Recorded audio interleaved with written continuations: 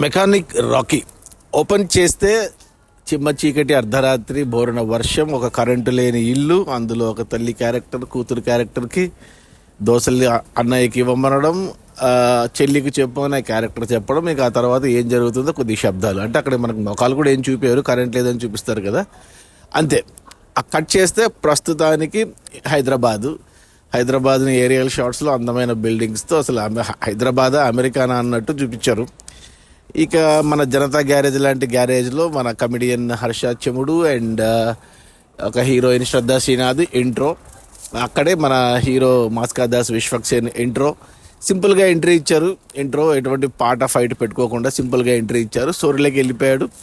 ఇక flash back స్టోరీలో మనకు ఎవరు మన హీరో ఫాదర్ కంటే ముందు హీరో మనకు ఒక రాయలసీమ ఫ్లాష్ బ్యాక్ చెప్తాడు. మంచి ఫన్నీగా, కామెడీగా, సెటైరికల్గా భలే అనిపించింది అదంతా. ఆ తర్వాత hero father character Naresh entry. నరేష్తో పాటు ఇక ఏమంటారు మన హీరో ఒక పాట వేసుకున్నారు అక్కడ అలవైకుంఠపురంలో, డాడీ పాట ఉంది కదా, అలాంటి పాట. స్టోరీ కూడా కంటిన్యూ అవుతూ ఆ పాట కూడా చాలా బాగుంది, జెక్స్ బిజాయ్ మ్యూజిక్.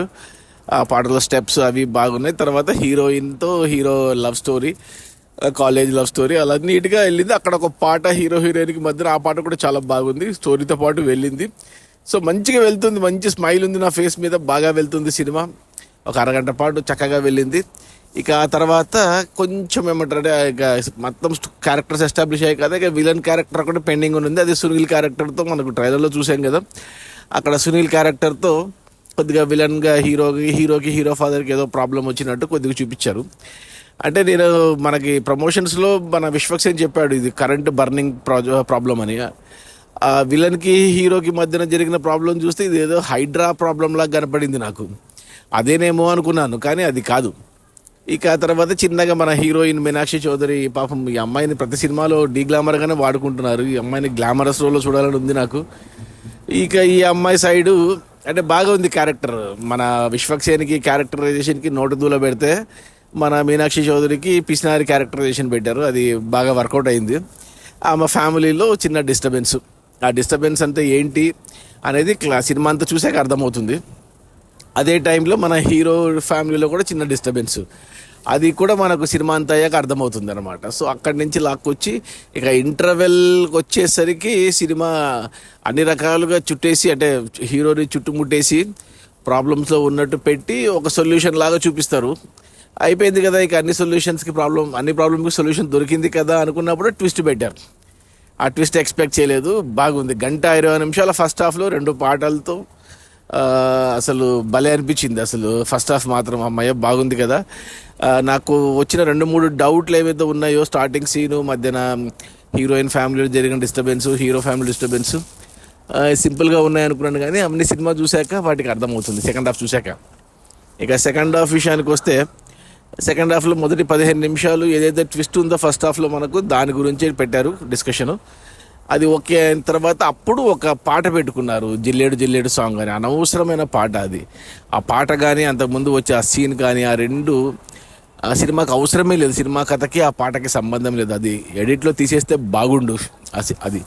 ఇక ఆ తర్వాత నుంచి అప్పటికి 2.5 గంటల సినిమా అయిపోయి, ఆ 1.5 సినిమా అయిపోయింది.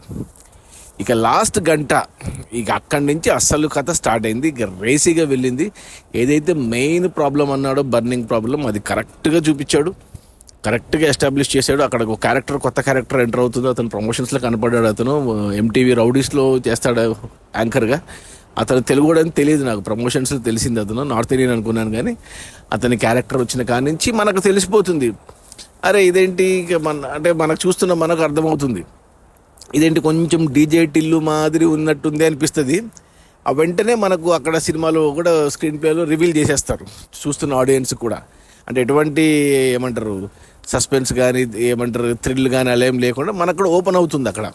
సో చూస్తున్న మనకు క్లియర్గా అర్థమవుతుంది, మనం ఏదైతే గెస్ చేస్తామో అది క్లియర్గా అర్థమవుతుంది. ఇక అక్కడి నుంచి ఇక సినిమాని ఇక పై ఎత్తులు వేసుకుంటూ ఇక ప్రీ క్లైమాక్స్ వరకు లాక్కొచ్చారు.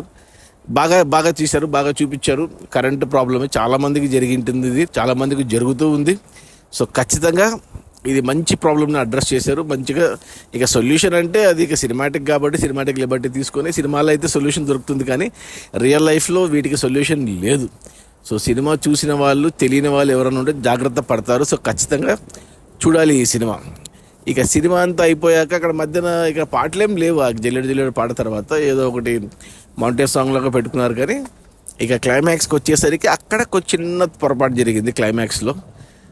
అది కొద్దిగా చాలా సిల్లీగా అనిపించింది నాకు. ఆ పాయింట్ అనవసరంగా ఇంకొంచెం బాగా రాసుకొని ఉంటే ఆ క్లైమాక్స్లో అంటే హీరో ఫాదర్ సైడ్ నుంచి ఉంది ఏమంటారు ఆ సిల్లీ థింగ్ అనేది. మంచిగా ఉన్నదాన్ని అనవసరంగా ఆ సిల్లీ థింగ్తో పాడు చేశారనిపించింది. ఇంకొంచెం బెటర్గా రాసుకుని ఉంటే బాగుండు అనిపించింది. అదొక్కటే కంప్లైంట్ నాకు. ఇక క్లైమాక్స్ మామూలే, ఇక డీజే టిల్లు మాదిరే అనిపించింది నాకు క్లైమాక్స్ కూడా. సో మొత్తానికి అయితే ఓవరాల్గా లాస్ట్ గంట అయితే చాలా బాగా మంచి కాన్సెప్ట్ మంచిగా రాసుకున్నారు, మంచిగా తీశారు. మొదటి గంటన్నరలో ఆ 2 పాటలు కానీ సినిమా అంతా ఎంటర్టైనింగ్గా. ఇక విశ్వక్సేన్ మామూలే ఇరగదీశాడు, బాగా బాగా చేశాడు. మంచి సబ్జెక్టు మంచిగా చూస్ చేసుకున్నాడు. ఇది చాలామందికి తెలియాలి, తెలుసు అందరికి, కానీ బట్ ఆలోచిస్తే చాలా పెద్ద ప్రాబ్లం ఇది. సో ఖచ్చితంగా చూడమని చెప్తాను. నాకైతే నచ్చింది సినిమా ఓవరాల్గా. నా రేటింగ్ వచ్చి 3/5 గుడ్ అని చెప్తాను. సో ఖచ్చితంగా చూడమని చెప్తాను. ఫుల్ ఎంటర్టైనింగ్గా ఉంది and at the same time కొద్దిగా అవేర్నెస్ కూడా ఉంది కాబట్టి ఖచ్చితంగా చూడమని చెప్తాను. అన్ని రకంగా అండి. డైరెక్టర్ ఎవరో కొత్త అతను రవితేజ ముల్లపూడి అంట. సినిమా అంతా అయ్యాక కార్డు పడింది. ముల్లపూడి వెంకటరమణ తెలుసు మనకు, బాపు రమణ అని అంటాం కదా, వాళ్ళ ఫ్రెండ్స్లో ముల్లపూడి వెంకటరమణ అవుతారు. ముల్లపూడి రమణ గారి ఫ్యామిలీ ఏమో తెలీదు. So Mullapudi Raviteja and producer కూడా రజనీ తాళ్ళూరి వాళ్ళు రీసెంట్గా మట్కా తీశారు. అంతకుముందు కొన్ని సినిమాలు తీశారు కానీ ఈ సినిమా వర్కౌట్ అవుతుంది వాళ్ళకి, నాకు తెలిసి కమర్షియల్గా కూడా. సో మ్యూజిక్ బాగుంది, కెమెరా వర్క్ బాగుంది, రిచ్గా ఉంది, ప్రొడక్షన్ వాల్యూస్ కానీ హైదరాబాద్ని చాలా బాగా చూపించారు, అందంగా అమెరికా లాగా చూపించారు.